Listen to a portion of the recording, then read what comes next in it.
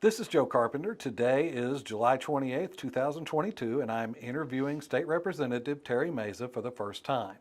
This interview is taking place at the University Hall, University of Texas at Arlington. It is sponsored by the College of Liberal Arts and is part of the Maverick Veterans Voices Project. Thank you for being here and thank you for agreeing to interview. Thank you for inviting me. Where are you from originally, and what can you tell me about your growing up? I was born at the Methodist Hospital in Oak Cliff, but that was only because we didn't have any hospitals in Irving at the time.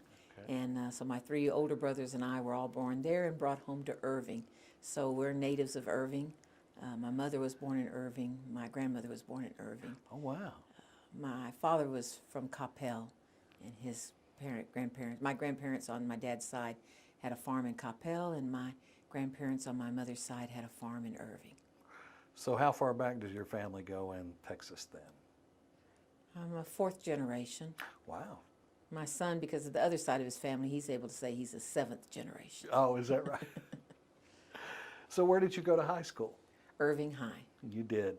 Tell me We a little called bit. it the high school Uh-huh. because that was back when Irving and Arlington and Grand Prairie all only had one high school. But so I just used to saying I went to the high school. The high But school. Irving High School, yes. Tell me a little bit about Irving High School. What was it like back then? The building was fairly new, so it was great going to school there in what was practically a new building. Only been there a year or two by the time I started going to school there. It was a time of great growth in Irving because there was white flight out of Dallas, and a lot of it came to Irving. So in the 60s, mid to late 60s, and so we were doing really great in football. So great that someone wanted to create a special fight song for playoff games because we were always in the playoffs. Oh, wow. But the songwriter made the mistake of putting the town's population in the song. So, the first year we sang it was with 50,000 people cheering our team, and the next year we had to change it. 60,000 people, the next year with 70,000 people cheering our team. Every year we had to up the population in our fight song because the town was growing that much every year. Tens of thousands of more people that we had to add to the list. So it was a great time to be in Irving. I bet it was. So were any of your family members in the military? Well, as happened with lots of people in my age group, my father was in World War II. He was drafted toward the end, though, because he was already married and had two children. So they drafted young single men first, then maybe older single men or single married men but no children. Those different categories were drafted before they drafted married with children. So he went toward the end of the war. And so my dad served in World War II, was there during the time that that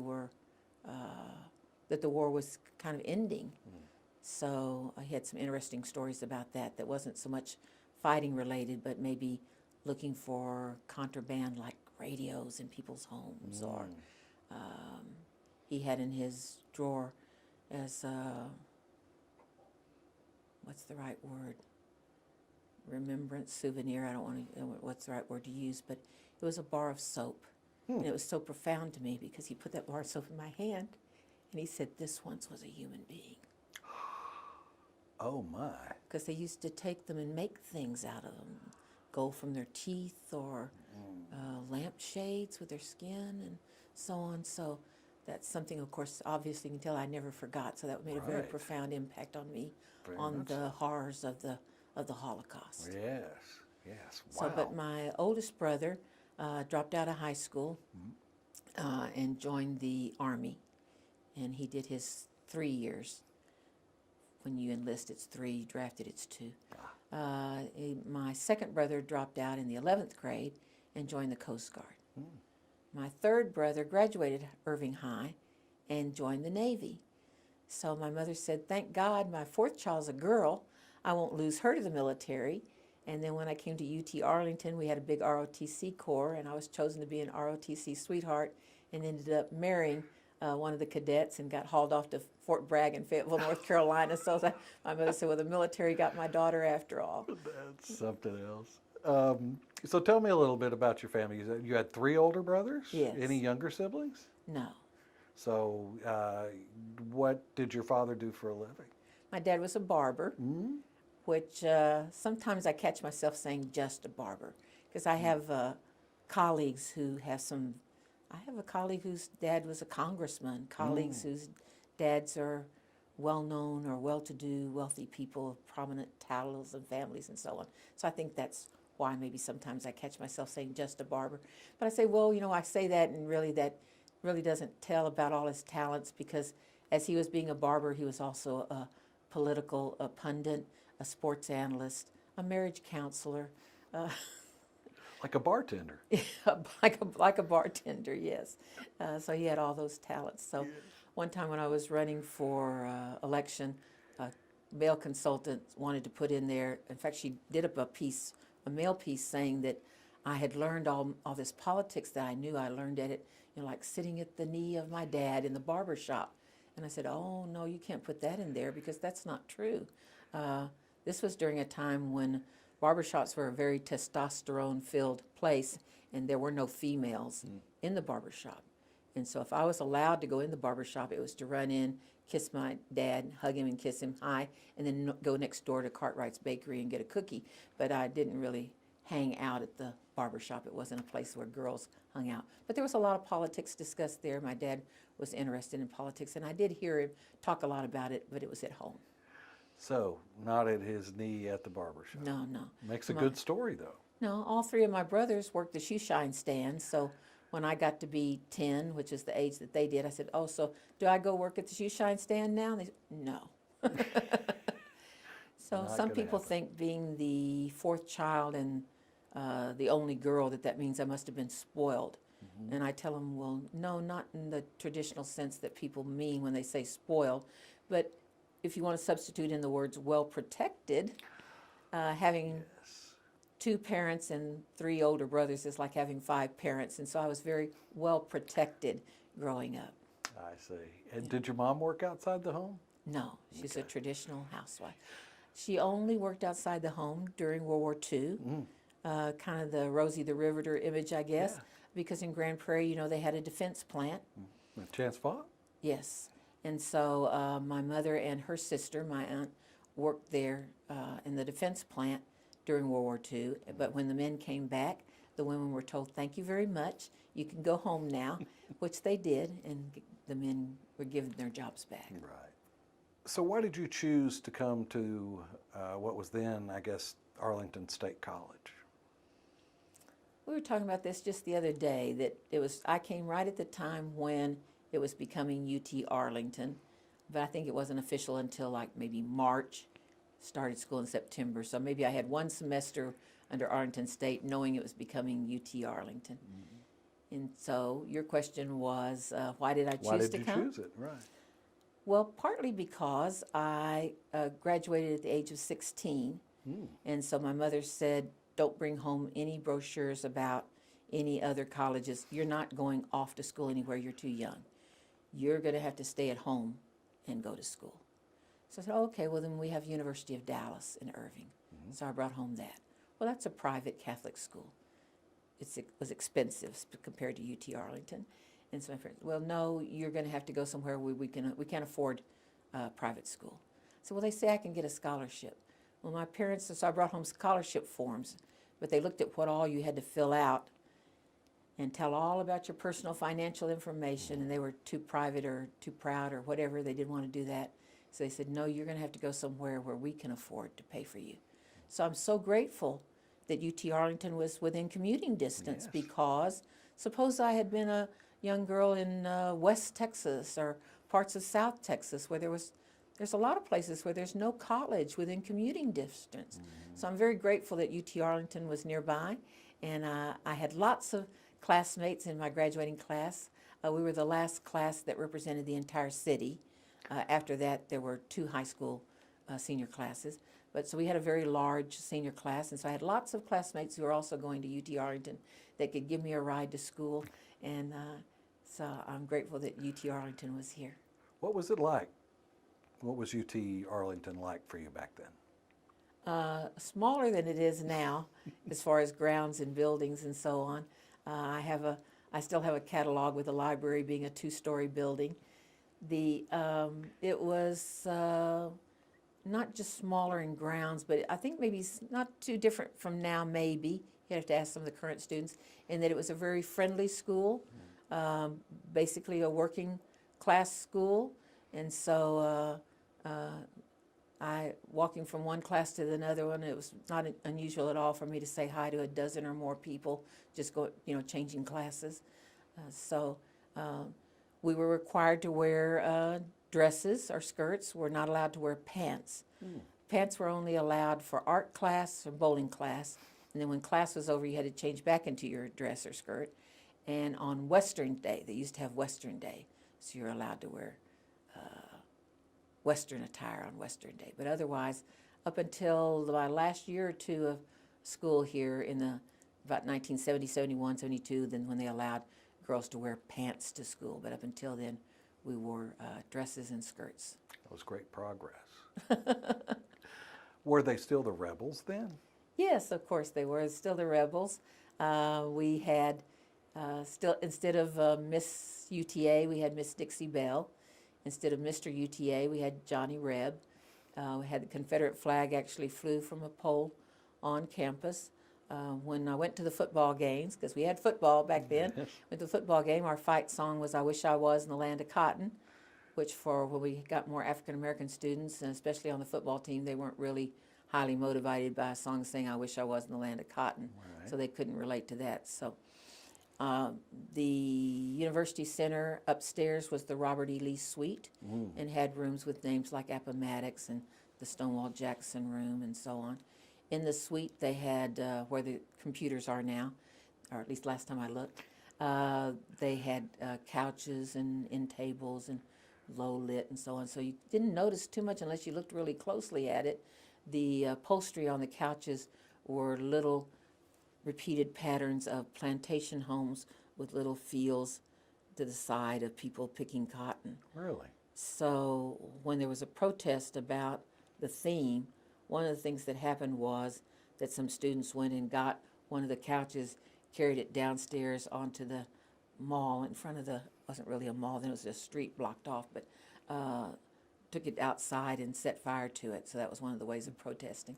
So I tell people that while other campuses were having protests over the Vietnam War, our big protesting controversy was whether or not we were going to continue with the rebel theme. How did you feel at the time about the rebel theme?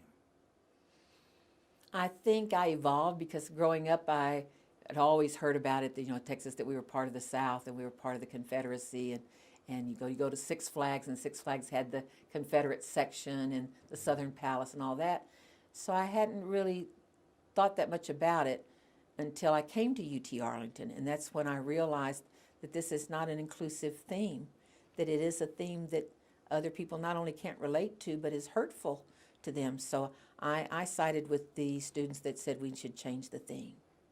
Some of the challenges that were faced by African Americans were also faced by Hispanic Americans as well.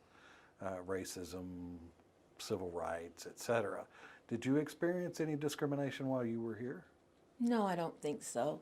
It was at the time when the Association of Mexican American Students was started, and at one point it had been grown to be the largest campus student group, and so it's been here for a long time and has a proud history and so on. I didn't participate in it much because at the time my boyfriend was a cadet, and he said if had to be careful about what we joined. And I said, but AMAS is not a radical student group. It's just celebrating Mexican American culture, and it's not radical, so what's the problem? He said, well, you never know what a student group might turn into. It's one way maybe this year when we join it, and then 3 or 4 or 5 years from now it may change into something else and might cause a problem in getting security clearances and so on. So I see. And don't want to say, well, I belong to AMAS. Oh, that's that radical student group at UTA. Well, it wasn't radical when I joined it, but Right. they might have an attachment. So I didn't get to join. The only discrimination I had was kind of like self-imposed, that I didn't get to join the Association of Mexican American Students just in case there was going to be a problem for a security clearance Right. on what the group might be later on. Yeah. But no, I don't think there was discrimination against Mexican American students at UT Arlington. How do you feel that the African American students were accepted? I think for a lot of students at UT, excuse me if I interrupted your please. question, but I think a lot of students at UT Arlington had not ever had the experience of going to school with African American students, which might sound odd to any student today, but since we're talking about the mid to late 60s, then as integration was being imposed on some schools, I say imposed because some didn't want it, but students that had never gone to school with an African American before, and so I think it was maybe more difficult on the African American students, or more difficult to be accepted or understood, or just because students weren't used to going to school with African Americans. So, but we had African American fraternities and sororities and groups and so on. So I think for me personally, I never witnessed anybody being discriminated against or bullied or anything like that going on campus. I just think it was probably a new experience for everybody, being the first time for a lot of students to be going to school with people from other ethnic groups. And how did you come to be the sweetheart of the ROTC rifle team? Is that correct? Yes. I joined a sorority, and so they have us try out for everything, you know. I tried out for cheerleader. I didn't get cheerleader. They have you try out for cheerleader. They have you try out for Miss, whatever they called it, Miss Reveille or something. All these different things, whatever it is that we were expected to go try out for that and see if we could win that as an honor for the sorority, right? But I had 2 or 3 sorority sisters who had been in the ROTC Sweetheart Corps, and so they said, well, you ought to try out for this. So I got interviewed by the rifle team and got chosen to be the rifle team sweetheart. The second year, some honorary cadet captain. Oh, Yes, I got captain bars. yeah, right. Honorary cadet captain, which freaked out the poor freshmen to no end because they didn't know what to do with a female coming down the hall with With bars on. bars on. Do I salute her? What do I do? So, so they would like walk. We only wore a uniform on Thursday when they had drill.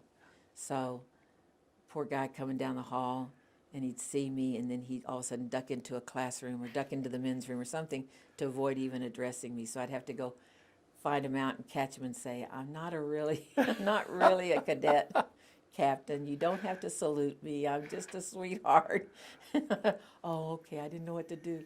So. But what people don't realize is that there weren't any females in the cadet corps No, there at were that none. time. Right. So that's why it would be politically correct then to have had a sweetheart corps, which it would not be nowadays No. because there are girls in ROTC, which is the right thing to do. So Sure. sometimes I see, I have the opportunity to talk to girls who are in the junior ROTC in the high schools in my district, and maybe they're being part of the honor guard. Maybe they're even the head of the honor guard that's posting the colors, and I get a chance to go over and talk to them and share my story with them and how proud I am of them, and explain to them that girls didn't used to be allowed in ROTC, which is they're just shocked. They never knew a time when girls were not allowed, so it's hard for them to even imagine such a thing as girls not being allowed to participate in ROTC, which is nice that it's an Yes. odd sounding thing to them. But anyway, I tell them about how proud I am. I said, you're not only in ROTC, but look, you're a sergeant or you head up the color guard, very proud of you. So I make a point to go tell them that. That's But as you great. said, the ROTC was all male. It was very large at that time because it was during the Vietnam War.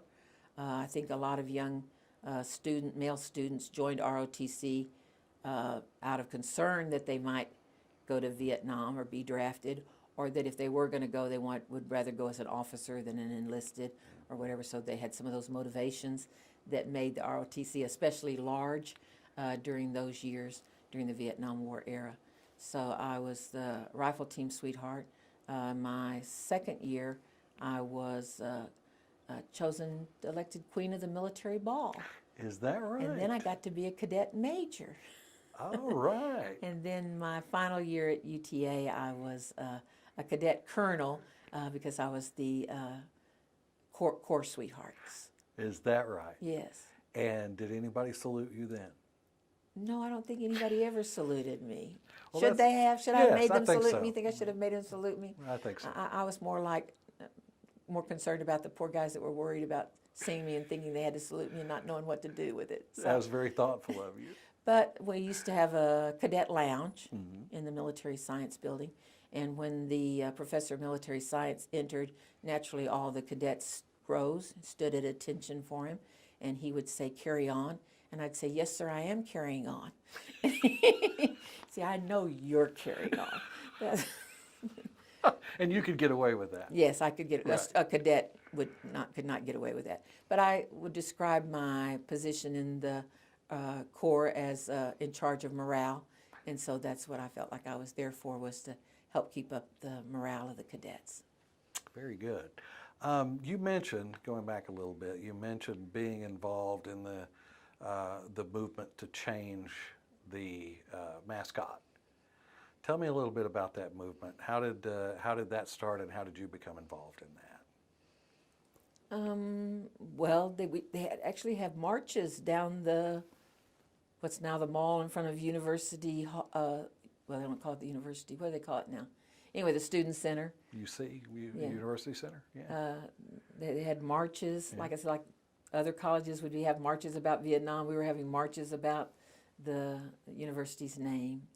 Just being supportive. I can't claim to have taken any large role or leading role in it, but just being supportive of my friends who felt offended by the ones that sensitized me to being offended by the theme, and being supportive of them.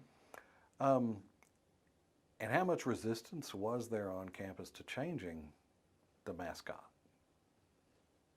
Well, there was a lot of resistance. It was a theme that the school had had for a long time, and people felt really tied into that theme. I mean, as I said, you have Confederate flag on flagpoles. You had the Miss Dixie Belle and the Johnny Reb and the theme song, and it was just tied into so many different things.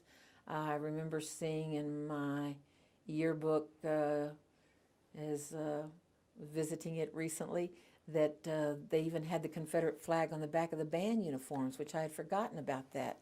But the back of the uniforms, when they were marching, had a Confederate flag on it. So it was really so much a part of the school's identity that it was very hard for some students to be willing to give it up. You mentioned that you graduated from high school at 16 years old. Yes. How did you manage that? Well, the only educated female in my family was my mother's cousin, Ada. Ada was an elementary school teacher. She had one of these beautiful old 2-story white frame homes with a big screen porch attached to it on the side. And in the summers, she held summer school there for students. And so when I was a kid, she told my mom to send me over to her house during the day for summer school, and that she would help me with my Spanish, because my mother was not in favor of my speaking Spanish. Oh. She was concerned that I would have an accent, that I would mix up my words in a sentence and speak more like Spanglish. She was worried somebody would discriminate against me or treat me differently because of it, so she just thought it was best for me to speak English. So my cousin Ada had a different feeling about it, and she said, "Send her over here." And so I didn't start learning Spanish really that much until I was like 7 years old. So I'd go to my cousin Ada's house and sit on the screen porch with the other students that she had there. And then at the end of the summer, my mother thought I went to summer school. So she told the principal at my elementary school that I should be moved from 2nd to 4th because after all, I'd gone to summer school. I didn't really think I went to summer school, quite the way my mom thought that I had. But she was such an advocate on my behalf that the principal resisted at first, and then he finally gave in to my mother's insistence by saying, we'll put her in there the first 6 weeks and see how she does. If she does okay, we'll leave her there. If she's struggling and can't do it, then we'll move her back. So I was put in fourth grade when I was 8 years old, fourth grade. Wow. I'd only had a half year at that time. My first grade education was a half day. Wow. So I'd had all of a year and a half of school when I was going into the fourth grade. I had a great fourth grade teacher because I did have moments when I was struggling, but she was very good with me. For example, we'd have a math assignment and I'm at my desk and you'd have, 32 minus 17s, let's say. And I'd say 7 from 2. Well, you can't take 7 from 2. There's not enough there to take 7 from.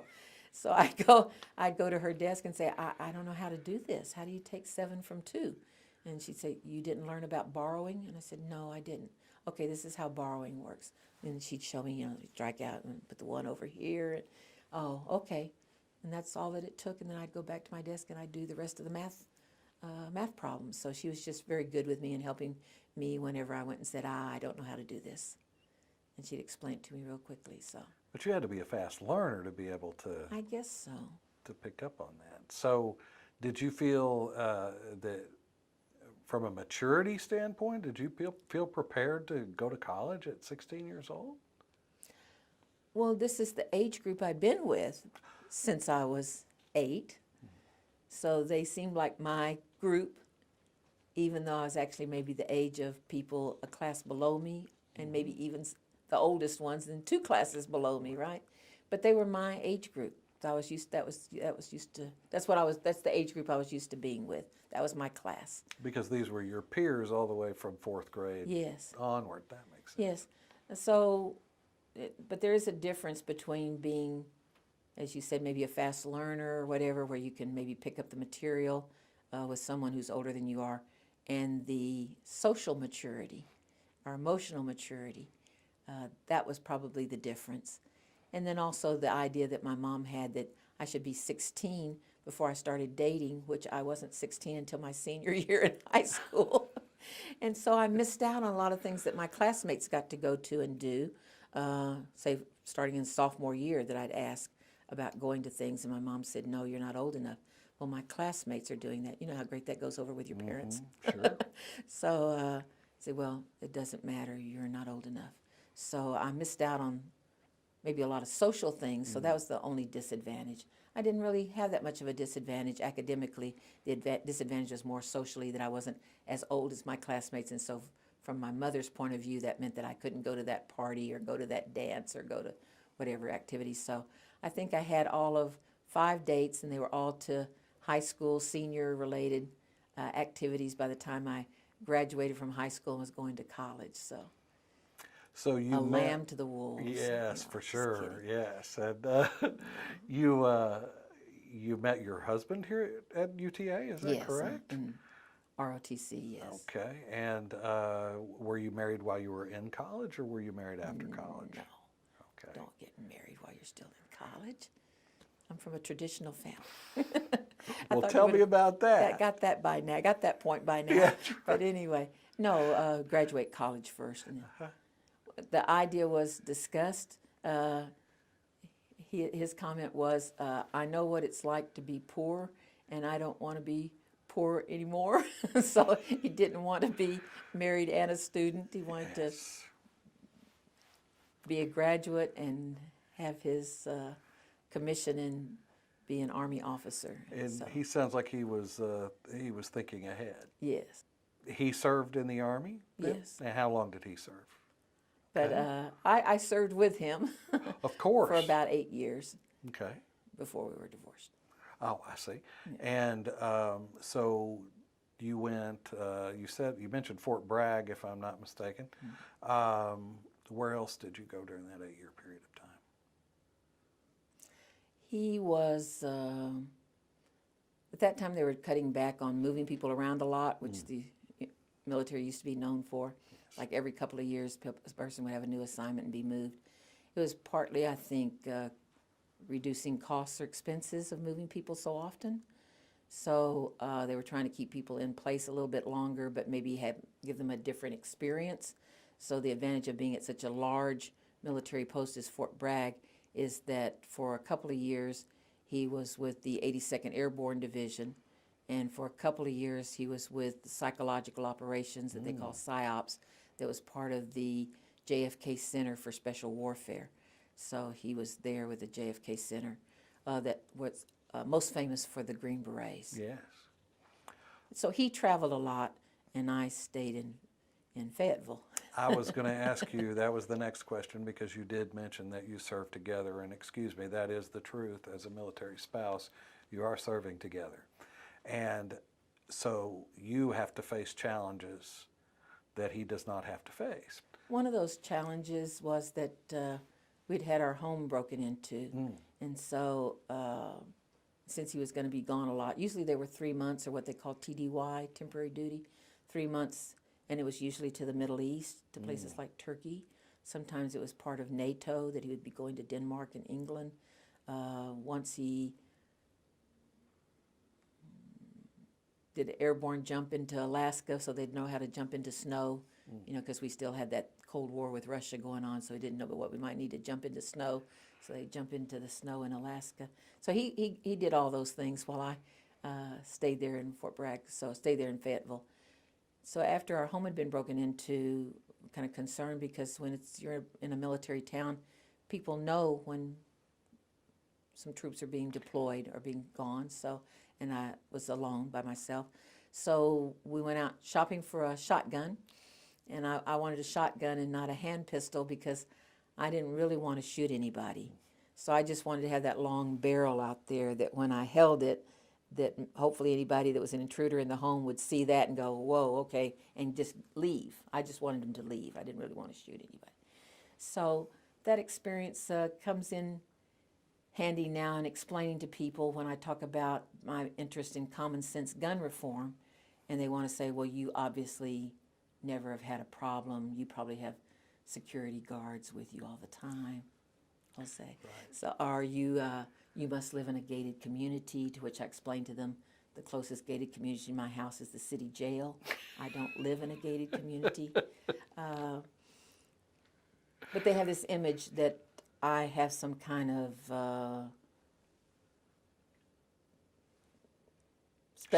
sheltered, yeah. special life, privileged is the word I was looking for. A privileged life that is the reason why I don't understand that other people have a need for guns for protection. So then I tell my story. Said my husband, when he left for 3 months at a time, loaded up the shotgun. And we had an old style bookcase bed, which meant it had a flat top on it because you put the books in it. And I slept under a shotgun every night. And so... well, you came from a large family, so that was that a challenge for you, being there in Fayetteville when you were used to being around all your family and friends, etc.? I don't really think of having come from a large family, since all my brothers were older, and as I told you, they would join. The family kept getting smaller and smaller, so by the time I went to college, it was just me and my parents. I see. And I had a lot of classmates that I didn't realize, it never occurred to me, that they thought I was an only child, because they never heard about my brothers, because they lived in other states somewhere else, usually on the East Coast with the Navy and the Coast Guard and all that. They were on the East Coast, and so I actually didn't realize that people thought I was an only child just because they never saw the rest of my family. So I don't really think of growing up in a large family. Okay. So what year did you graduate from UTA? From UTA in 72. And what was your major? Spanish and history. I had a double major in Spanish and history, and then I had all those education classes and student teaching that you have to do to be secondary school certified in education in addition to that. I was the last class Go ahead. that was offered a senior ring that could be either Rebels or Mavericks. Is that right? Which is the reason why I don't have a senior ring. It was such a hard decision for me. On the one hand, I thought, well, I wanted us to become the Mavericks, and so that was what I was for and advocated for, that I thought that was the right thing to do, for us to become Mavericks. But on the other hand, if I'm the last class that can have a ring that says Rebels on it, isn't that like an automatic classic ring? And so I was so torn between the two, I ended up not having a senior ring. Oh, well, you were thinking like a historian then, weren't you? I don't know, maybe so. So why did you choose those majors, history and Spanish and history? Why did you choose those two? Because my cousin Ada was an elementary school teacher, I thought I wanted to be an elementary school teacher. But UT Arlington didn't offer elementary ed. You had to go to Denton, North Texas State at the time for that. So the thing I liked about Spanish, besides enjoying the language, was that with Spanish you can teach lots of different subjects. You're teaching grammar, because if I have to tell a student that in Spanish adjectives agree with the nouns they describe in number and gender, then they have to know what all that means. So they would ask me, so I guess you want to be like the other Spanish teachers and just have A and B students in English? I said, no, I don't care what grades they make in English class. If they want to take Spanish, let them take Spanish. Because if they're not doing well in English, then they're going to get grammar twice a day, right? And so it'll strengthen their That English. makes sense. Learning a foreign language strengthens your, if it's taught correctly, it strengthens your English. So that I could teach English grammar, that I could teach sports, geography, history, culture, politics, music, art. Right. So that's a lot like being an elementary school teacher, isn't it? So I could Yes. teach all these different subjects while I was teaching Spanish. And then at that time, I don't know the curriculum currently, but I assume it's not too different. At that time at UTA, in taking history classes, they had a lot of classes that you could take that were like the westward expansion. Well, when they expanded west, whose territory was that they were moving into? Texas history, history of Spain and Portugal. They had Latin American government, and government classes included, they had a class in Latin American government that I took. And so I just was taking these classes because they were of interest to me because of their relationship to my Spanish major, that I ended up having so many classes in history without really intending to. I ended up with a double major in Spanish and history. That's interesting. And so did you teach then after you graduated? Yes. Okay, and how long did you teach? Well, for like about 20 years, I suppose, my. but not in one place. I didn't have a traditional, not much about my life is very traditional, I guess, but I didn't have a very traditional teaching career. When I first graduated from UT Arlington, the first job that I was offered was to teach Spanish at Holy Family of Nazareth Catholic School in Irving, and it was elementary aged. And I wasn't taught to teach little kids Spanish.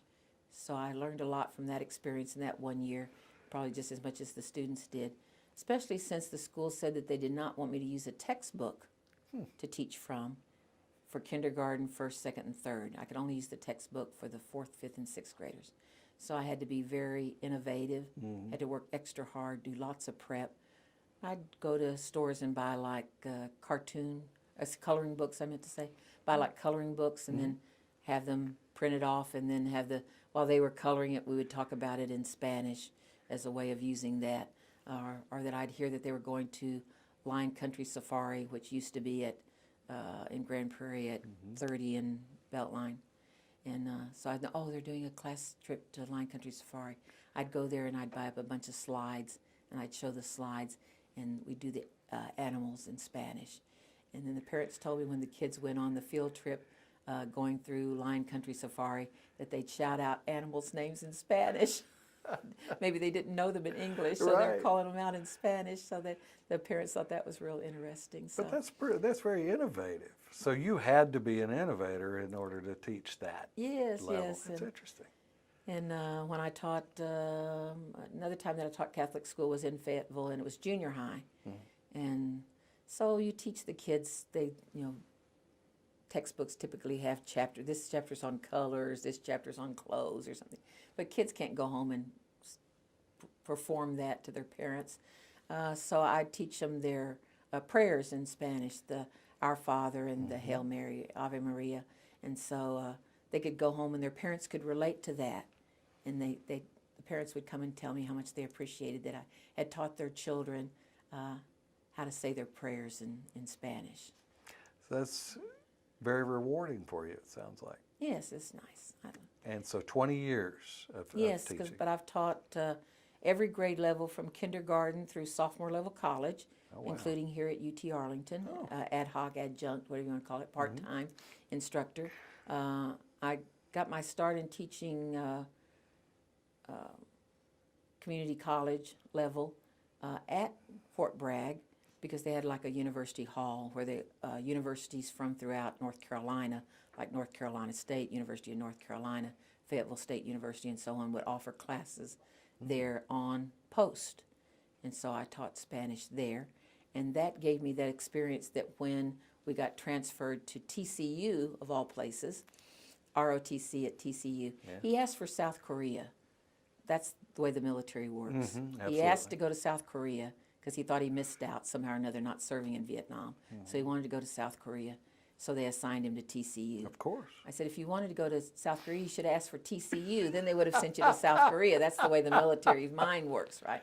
But he was assigned to TCU, ROTC, and so I applied with Tarrant County, at that time, Junior College, and they had a program in Spanish for law enforcement officers. Oh. So I talked about how I thought that it was important to that when a student learns Spanish, that they feel like that they learned something that they could go out and use, whether it's selling guitars or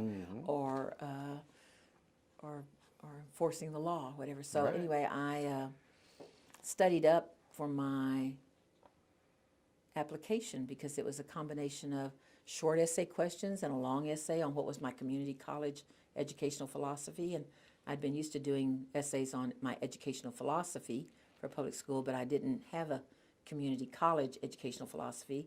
So I thought, well, I got to go out and acquire one. So I had another officer's wife was taking classes at the master's degree level, and so she lent me her books, and I studied up on adult education and the things that I liked and believed in. I made notes about that, so I actually studied up for my application. They told me that when they read my application with my answers to short essay and long essay that they were saying, I wonder what she read. I wonder who she's read or who she studied or something. But they liked my answers so well, and that I did have some experience in teaching at the adult level. So I got hired at Tarrant County Junior College to teach Spanish for law enforcement officers. Wow. So some other Spanish instructors might have a class right after mine, and they'd come in and they'd see all these words on the board, and they'd go, that's not correct Spanish. And I'd say, I know it's not. I'd tell them the correct Spanish. I say, in Spanish, the word is policía, but what you'll hear people say is policía. The slang word for policía is chota. And then we'd have all the words. We'd fill a whole chalkboard full of slang words for police that they might hear, so they'd know what they were being called. Right, they're not in Barcelona. No, and that's a good point that you made. So it's not just a matter of proper Spanish versus, or book Spanish versus slang Spanish, but also a difference between, yes, you can teach, the other Spanish classes teach students the, what I refer to as book Spanish or maybe Castilian style Spanish, but if what their need is to be able to go out and speak to somebody on North Side Fort Worth that evening, is that going to do that for them? No. So if their reason for taking Spanish is they need to go out and use it that very evening, something that you teach them that day may have to put into practice that evening, then it needs to be something that they use that's conversational, so we're not teaching them to read and write really. The emphasis was on speaking and listening skills, and so that was a real interesting experience. And another time when I kind of had to be innovative about my materials and so on for Spanish for law enforcement officers. I even had a meeting with an undercover narcotics officer, because I said, so I know words like marijuana, cocaína, but in the street they don't use those words. They're slang words for them. Sure. But I don't know what those are. So he'd teach me the slang words for everything. So do they still say he put the finger on me? Or is that expression used? Yeah, they might say so anyway. So I even met with a narcotics officer to understand more about that, since I myself knew the proper words, but I didn't know the slang words. Right. So, and did videos that the students participated in. Wow. And at the end of the first semester, they had to know how to say the Miranda warning in Spanish, and so they would come by the office, and I'd tell them, you have to memorize to say Are you Miss Meza? Yes, I am. You're under arrest. What's the charge? And I said, then you can get out your card and you can read, but read in a good enough accent the Miranda warning that I'll know what my rights are. And so what's the charge? That's your opportunity for creativity that you can put in there, whatever the charge is that you want it to be. So they were somewhat creative, and I learned some new words myself on some Yes, I'm sure things. you did. So, when did that end? When did your career in education end? Well, since I could be a part-time instructor, it overlaps sometimes with my being full-time in other careers. So I don't think I stopped teaching until maybe about 10, maybe 15 so years ago. Wow. So most of my adult life I've been able to be a teacher because I could be adjunct and teach a couple of classes here, a couple of classes there. But I've taught not only for Tarrant County College, but Dallas County Community College at North Lake in Irving, Texas Wesleyan University, and their summer program in Mazatlan. So I got to teach in their summer program in Mazatlan, which is kind of fun because I asked my mom if she would watch the puppy dog while I was gone to Mexico. And she said, what are you going there for? I said, I'm going to go teach Spanish. And there was this pause. And my mother went, they already speak it there. And I said, yes, Mom, they already speak. But the students that were going with us, they studied it in class, and now we're going to get them to do it conversationally. Right. So that was the fun. So I've had a lot of fun, different experiences, haven't I? Yes. Some teachers, when they say they've taught for 20 years, what it really means is they've had 1 year of experience that they repeated 20 times. Right. But in my case, mine's been pretty varied. Yeah, there's a lot of evolution in your career. Yes. It seems. Tell me about law school. Where did that come in? Well, I'm a 40-year member of LULAC, which League of United Latin American Citizens. After I finished my graduate program here at UT in public administration, I was chosen to be the executive director of the Abilene Economic Development Corporation. Okay. I didn't have a burning desire to be in Abilene, but it was a great well. job opportunity. So I went out to Abilene, and since I was already active in LULAC from the Dallas area, when I got there, people were very interested in my being involved in LULAC there in West Texas, and eventually I became the district director for West Texas in LULAC, which is an unpaid position. But we were going into a lot of the small towns in West Texas, negotiating between the tensions between the minority community and governmental entities. Might be the police, sheriff's department, county government, city government, whatever, but typically with government entities. And so we would negotiate. Sometimes was in the position to ask attorneys if they could help me, and I could not get attorneys to help me. They were not interested in doing discrimination or civil rights complaints or whatever. And I found that I was able to do more as a LULAC district director than what the attorneys were willing or able to do. So that made me interested in going to law school. And so I took the LSAT twice, not because I didn't pass it the first time, but because the first time I took it, I didn't follow through on it because I wasn't sure how I was going to pay for it. Yes. And then when I decided that I was going to go, they said, well, that's under the old exam. We now have a new exam. So I took it the second time.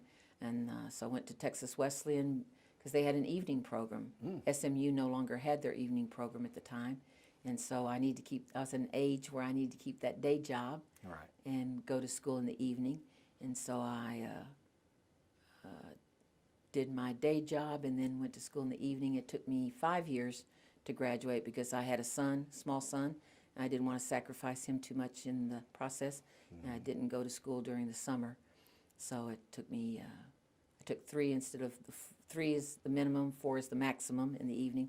So I took the 3, and then not going during the summer. And I paid my way through law school, so I couldn't afford more than 3 at a time. Right, I'm sure. But I'm proud to say that I not only graduated debt-free, which very few of my classmates could say, but I also learned that there was a little-known rule that you could take the bar before you graduated if you were within a certain number of credits of graduation. So I loaded myself up in the fall so I'd be within that certain number. I took those few classes by day, bar prep by night, and took my bar exam. And so I found out the news that I had passed my bar before I graduated. That's So great. Wow. I get paid absolutely not a single extra dollar for that, except that it's just kind of a fun You were fact to know and tell. You were doing all kinds of things early, weren't you? With your law degree, did you practice law or did you use that as part of another activity, like LULAC, for instance? I did open up a law office with one of my former cadets. He was on the insurgent team. Ah. The insurgent team. Uh-huh. He had gone to law school at the same time I had. He was a year ahead. I mean, in fact, he was one of the people that encouraged me to go to law school. And so he graduated before I did and had started his own law office. And so I was older, and so it was harder for me to, people who were wanting to employ someone fresh out of law school were looking more for a 20 or 30-something, not somebody in my age group. So so I was kind of like discriminated against for, I had age discrimination, but it's not just because of age, it was like too much other experience. So they wanted someone fresh out of law school that they could groom and mold and whatever.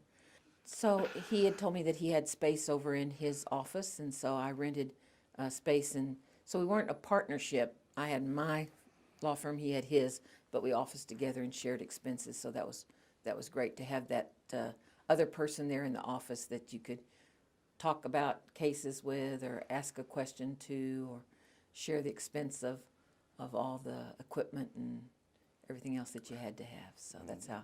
So I had my own law practice that I closed down when I got elected in 2018. Then I closed my law office, mostly because I was concerned that being in Austin and practicing, no, I shouldn't say practicing, being in a state rep in Austin Yes. might cause a conflict that I might forget someone's court date or may not get their paperwork turned in time.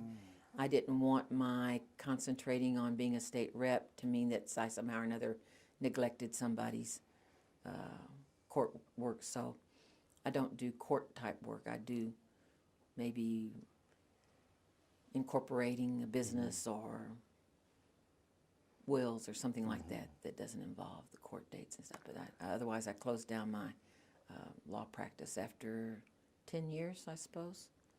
So why did you decide to go into politics? I mean, LULAC, obviously you're involved in the political realm, but why did you decide to run for political office?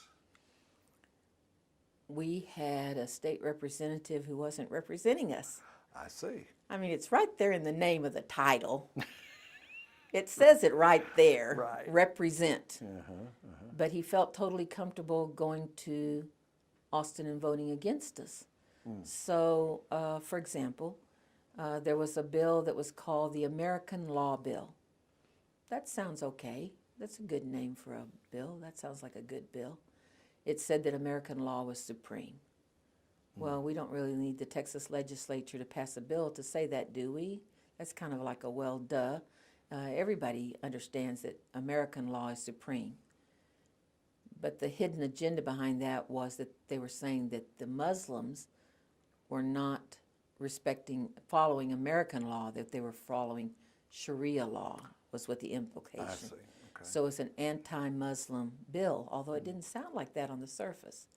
But its nickname was the anti-Sharia law bill. So that was very offensive to the Muslim community. What made it worse was that our mayor at the time put it on the agenda of the city council for them to vote on it. A city council voting on a bill before the Texas legislature in the form of a resolution saying we support this bill. Well, that being on the city council agenda became unnecessarily divisive. The Muslims came out felt like they had to defend themselves. People who felt like the Muslims were not being good American citizens or something came out. And so it ended up labeling Irving as if it were not a welcoming city. And if it were welcoming, it was welcoming to hate groups. So all of a sudden we had these groups that felt like Irving was a good place for them to come to espouse their feelings about it. So we had people in the stereotypical pickup trucks with Confederate flags and assault rifles coming into Irving, to the point that they lined up in front of the mosque or masjid with assault rifles. And it wasn't a lot of them, but it doesn't take a lot to be intimidating. There were about a half a dozen to a dozen that were lined up along the fence line where people turned into the parking lot to go to worship. Can you imagine going to your place of worship where you had to pass through people with assault rifles to go pray? So the next week after that, we had a counter rally, and so we lined up along the same row where the people where the assault rifles were, and we had signs that were welcoming and flowers and things like that. So saying that Muslims were welcome in our community. We were all getting along just fine until that resolution on the city council agenda, and so we had a state rep that was in favor of that and was in favor of getting a city council resolution saying they were backing him in his vote on this anti-Sharia law bill. So I said, well, lest you think, well, that was about Muslims. I'm not a Muslim, so that doesn't pertain to me. That was just about Muslims. I'm not Muslim.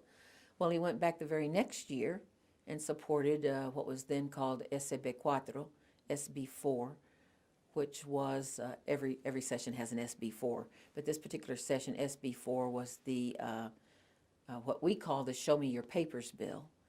It was the bill that said that a police officer, when they stopped a car, could ask the occupants of the vehicle to prove that their citizenship, which at first thought, some people thought, well, what's wrong with that? I said, well, what do you carry with you that shows your proof of citizenship? He said, well, I have my driver's license. And that's nice, but did you know that's not proof of citizenship? You mean they let non-citizens carry a driver's license? Well, yes. What do you think the students at the universities use to drive when they're here? There is such a thing as legal residents. They have driver's licenses. It was people just that had not, were not in that situation themselves, so it just never occurred to them. They just thought everybody has proof of citizenship. So, well, you don't carry proof of citizenship on you. If you think a driver's license is your proof, well, then you don't carry proof of citizenship. But who are they going to ask? Who are they going to ask when they stop? Are they going to ask everybody, or are they just going to ask certain people? And who are the certain people that they're going to ask? Well, the law was intended to target Hispanics, but I'm very proud to say that in my very diverse district, because I have like one of the most diverse districts in the state of Texas and the most diverse zip code in the United States, because I have such a large Asian Indian population that includes not just India, but Pakistan, Nepal, Bangladesh, and so on. So that they supported us in the Hispanic community because they said they can't tell the difference between us and you. People come up to us in the supermarket all the time and try to talk Spanish to us, and we don't speak Spanish.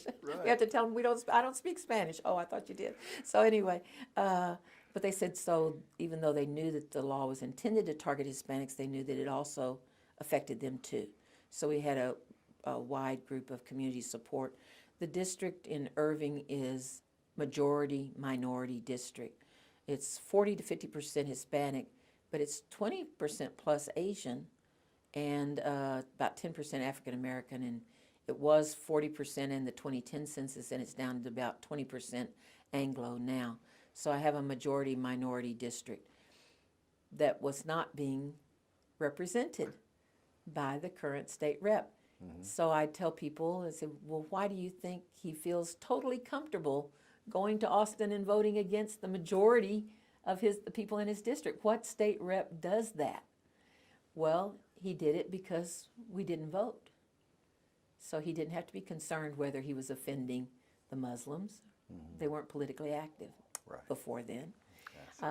He didn't have to worry that he was if he was doing something that hurt the Hispanic community because they didn't vote. He was going to get reelected anyway, he thought. So the combination of feeling that they had a candidate who would make a difference together with, and on their issues of concern to them, together with the different issues, those issues, we were able to convince people that if they turned out and voted, that we could have a person who would represent the district well and would truly represent the district. Then I said his strategy on winning is that we don't vote, and my strategy on winning is that you are going to go out and vote. So why you? Why did you feel, for lack of a better word, called to political action? You yourself, was there another candidate or somebody that you could have supported, or did you just feel like this is my mission? No, I didn't see anybody else coming forward. Of course, there were other candidates, but not that would have the same connection to the communities that I had. So they were good people, and if as Democratic colleagues or whatever, that if elected, they probably would have voted the way I would have liked for them to vote, but they just didn't have the same connections to the communities that I had. I take very seriously, because of the history in the district of the kind of representation that we had, that I take feel a special obligation to represent them, because that's what I promised. Well, I not only went to law school, not straight out of college, like maybe the typical path would be you get your bachelor's degree and a poli-sci, pre-law or something, and then go to law school. But because of my experiences in LULAC, that I had decided that maybe I'd like to study law, and Texas Wesleyan had an evening program that allowed me to keep the day job. I already had a small son. My father had passed away and my mother was living with me. She said she was willing to help out by watching. She was already living at home with us anyway, so that she would watch him in the evening while I went to law school. Well, so that worked the first year, but then my mom's health deteriorated. So during the next summer before the second year started, I was worried about it, because I thought, I feel like my son's too young to ask him to watch out for his grandmother, and that his grandmother is not in a good enough health to continue to ask her to be watching out for him. So I spent a summer thinking about it, and it kind of come to the conclusion that I wasn't going to be able to go back to law school. I did 1 year, and that was it. So my son said, I see you doing all these things to get me ready to go back to school, but I don't see you doing anything to get you ready to go back to school. Don't you have to go register or something? And I said, well, I hadn't said anything to you because I see too often that single mothers put their burdens or worries onto their children because they don't have a spouse to talk to them about. So the children get talked to about adult problems maybe more than they need to have to be concerned with. But I don't think I'm going to be able to go back to law school. Well, he was really worried about that. Why? I said, well, Grandma's not feeling well and so on. And he said, but I don't want you to drop out of law school. I said, I don't want to either. He said, I don't want you to give up your dream of being a lawyer. I said, well, I can't think of any other way to do it. I thought about it all summer, and I can't figure out any way that wouldn't be sacrificing you too much in the process. And he said, well, I know the way. Which I never would have said. I think he was 6. When I was 6, my mom in first place would say, you don't have a need to know. So the discussion wouldn't even gotten that far. But certainly I would not have had the ability to say to my mom, I know the answer to something that she was working on that she couldn't figure out. So I would not have done that. But he said, I know the way. I said, what's that? He said, I'll go with you. So I said, well, that's very sweet. I probably even was condescending and patted him on the head, I imagine. I don't remember specifically. But I said, you don't really understand what you're offering. We're not talking about one night as an emergency. Grandma's not feeling well tonight, go with me. We're talking about times an entire school year. Every night times an entire school year. That's too much. You can't do that. He said, yes, I can. Wow. So I called the law school and told them, because I hadn't told them, because I thought, why? They're just going to say, too bad, so sad, or whatever. So, and they said, well, I don't know how to answer your question. I'm new as a dean of students, and so I don't know what our policy is regarding children. So I'm thinking, the answer is going to be no. Then she calls me back and said, I found out why I don't know what our policy is, because we don't have one. Now we've got a school full of lawyers trying to decide whether or not they should have a written policy, which they did not want to, because they didn't have a written policy that they would be held to. That, say, for example, my son was good and everything was fine, but somebody else's kid misbehaved, and they say, well, your kid can't, will you let her kid come? So they're kind of concerned about what that would start. So there were no children in law school at the time. There are now. So when I say to someone that, oh, you have your children with you, they kind of think like, oh, of course. I said, what do you mean, of course? Do you know what all I had to go through to get my child? They just take it for granted that their children are allowed to be there at the school in the evening. But so they said, you have to go to each professor individually. We're not going to force any rule on any professor. We're not going to make them take a child in their classroom. You have to go to each one individually and ask them for permission to have your son in their classroom. Well, they must have talked about it before or something, because they said whatever conditions they place on it, you have to agree to. You have to each professor has the right to say yes or no, and each professor has the right to say what conditions they place on it. Well, in order to know what professor to ask, you have to sign up for the courses. So, okay, so I sign up for the courses, and so I go in after the first night and tell them I have a small son. Is he allowed to be in your class?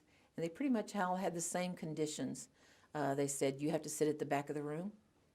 So all the other students have their backs to you. The idea being if he's well behaved, it's like they don't see him. If he disturbs other students too often, he'll need to step out. If he disturbs me as a professor, he'll have to step out. If it happens too often, you have to drop out of the course.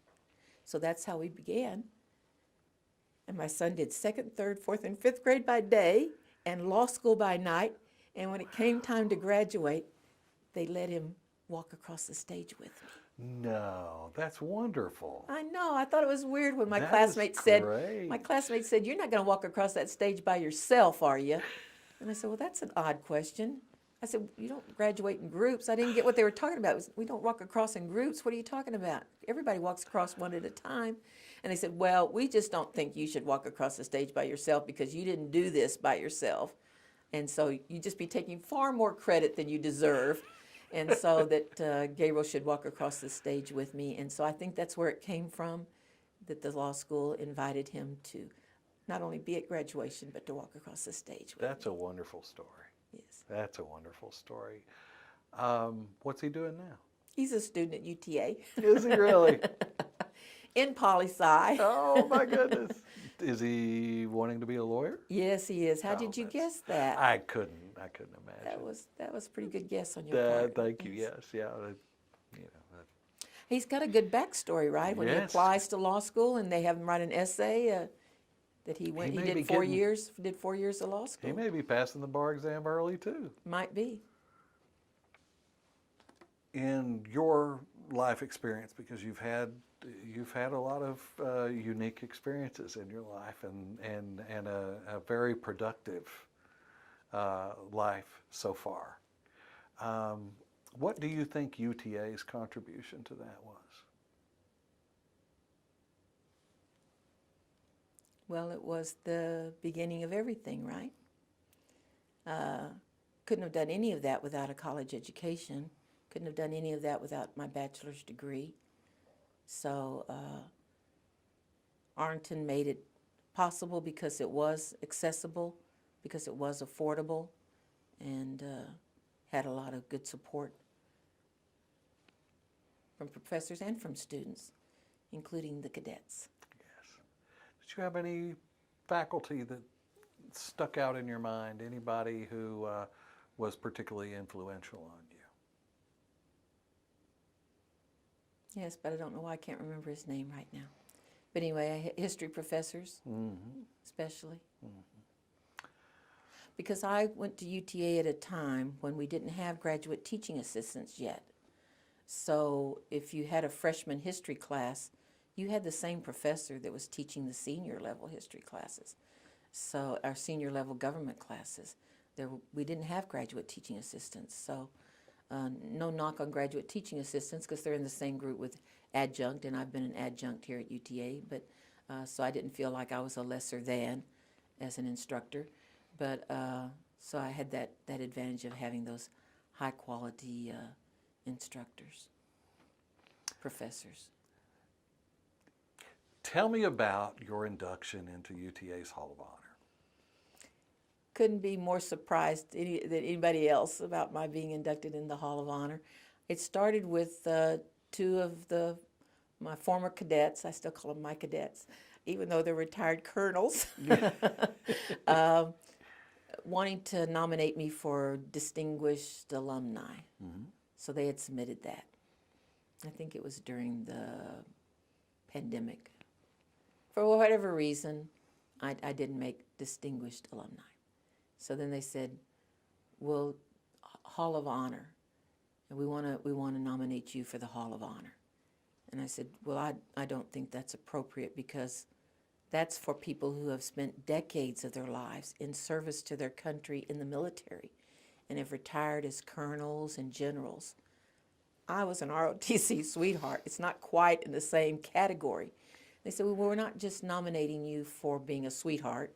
We're nominating you for your lifelong list of achievements and your connection with the UTA Military Science Department. So with that understanding, I agreed to give them information that they asked for to submit for my consideration into the Hall of Honor. And it is very unusual because, like I said, the very gentleman that was inducted on the same day that I was earlier this year, he was a retired colonel and had, like all the other inductees that I knew about anyway, had given decades of his life in service to his country in the military and retired with rank of colonels in this past year, and some are as generals. So it was a very unusual nomination. I'm glad they were willing to do that and appreciate the induction. And this is my pin here You have your under pin. microphone. That's the cross rifles. You might be able to see it. It Yes. says HOH for the HOH. Hall of Honor. Yes. This is actually Colonel Parker, Michael Parker's pen, Uh-huh. because at the time I was leaving, they said, oh, we forgot to give you your pen. They had things in a box. They couldn't find the pen in the box. So he said, here, take my pen. And I said, I don't want to take your pen. That's your pen. I didn't want to take it away from him. And he said, no, I'd be much happier with you having it, knowing that you have, that what you're wearing is my pen. And he said, and when they find the pen that was meant for you, he said, I'll take that one. So I'm actually wearing Colonel Parker's pen. It was Colonel Parker and Colonel Stevens, both Jodies. I was not their team sweetheart. Right. They were the drill team. They had their own team sweetheart, but the two, I think they were both Jody commanders at UT Arlington, were the two that were instrumental in nominating me and my being inducted into the Hall of Honor. That's great. Well, a well-deserved honor, if I may say so. Well, I thank you for participating in Maverick Veterans Voices. It was an honor having you. Thank you for allowing me to participate.